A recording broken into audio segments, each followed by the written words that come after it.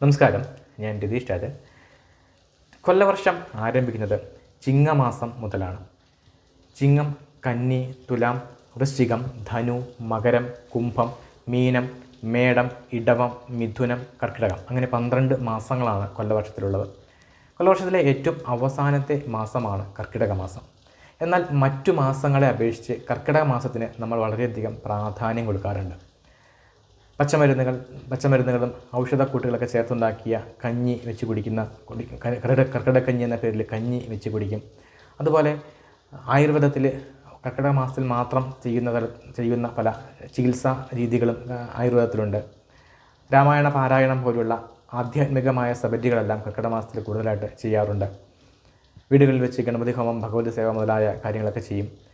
ശരീരത്തിന് ആയാസകരമായിട്ടുള്ള പ്രവർത്തനങ്ങളെല്ലാം, അത്തരം പ്രവർത്തനങ്ങളിൽ നിന്നെല്ലാം കർക്കിടക മാസത്തിൽ പൊതുവെ വിട്ടു നിൽക്കും. അങ്ങനെ പല പ്രത്യേകതകളും ഉള്ള ഒരു മാസമാണ് കർക്കിടക മാസം.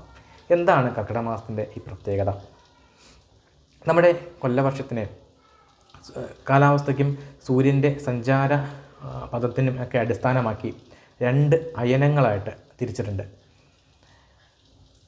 സൂര്യൻ്റെ അയനം അതിനെ അടിസ്ഥാനമാക്കിയ 2 അയനങ്ങളായിട്ട് തിരിച്ചിരിക്കുന്നത് ഉത്തരായനമെന്നും ദക്ഷിണായനമെന്നും. സൂര്യൻ ഭൂമിയുടെ സാങ്കല്പികമായ മധ്യരേഖ,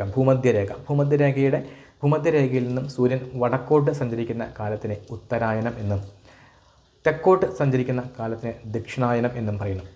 യഥാർത്ഥത്തിൽ സൂര്യനല്ല സഞ്ചരിക്കുന്നത്, ഭൂമിയാണ്. ഭൂമി സ്വയം പരിക്രമണം ചെയ്യുകയും ചെയ്യുന്നതുകൊണ്ടും അതിൻ്റെ അച്യുതൻ്റെ ചരിവ് കൊണ്ടും നമുക്ക് ഭൂമിയിൽ നിന്ന് നോക്കുമ്പോൾ സൂര്യൻ കറങ്ങുന്നതായിട്ടാണ് നമുക്ക് അനുഭവപ്പെടുന്നത്. സൂര്യൻ ഭൂമധ്യരേഖയിൽ നിന്നും വടക്കോട്ട് നീങ്ങുന്നതായിട്ട് നമുക്ക് തോന്നുന്ന ആ കാലഘട്ടത്തിനെയാണ് ഉത്തരായനമെന്നും, സൂര്യൻ ഭൂമധ്യരേഖയിൽ നിന്നും തെക്കോട്ട് നീങ്ങുന്ന ആ കാലഘട്ടത്തിനെ ദക്ഷിണായനമെന്നും പറയുന്നു. മകരമാസം മുതൽ മിഥുനമാസം വരെയുള്ള 6 മാസക്കാലമാണ് ഉത്തരായനം. കർക്കിടക മാസം മുതൽ ധനുമാസം വരെയുള്ള 6 മാസക്കാലം ദക്ഷിണായനമാണ്. ഉത്തരായനം ദേവന്മാർക്കും ദക്ഷിണായനം പിതൃക്കൾക്കും പ്രധാനപ്പെട്ട സമയമാണ്. ഏറ്റവും അധികം ദേവകർമ്മങ്ങൾ ചെയ്യുന്നത് ഉത്തരായന കാലത്തിലാണ്. പിതൃകർമ്മങ്ങൾ ഏറ്റവും അധികം ചെയ്യുന്നത് ദക്ഷിണായന കാലത്തിൽ. അതുകൊണ്ടാണ് കർക്കിടക വാവിന് പ്രാധാന്യം വരുന്നത്. ഉത്തരായന സമയത്ത് പകലിന് ദൈർഘ്യം കൂടുതലും രാത്രിക്ക് ദൈർഘ്യം കുറവുമായിരിക്കും. ദക്ഷിണായന കാലത്ത് പകലിന് ദൈർഘ്യം കുറവും രാത്രിക്ക് ദൈർഘ്യം കൂടുതലുമായിരിക്കും.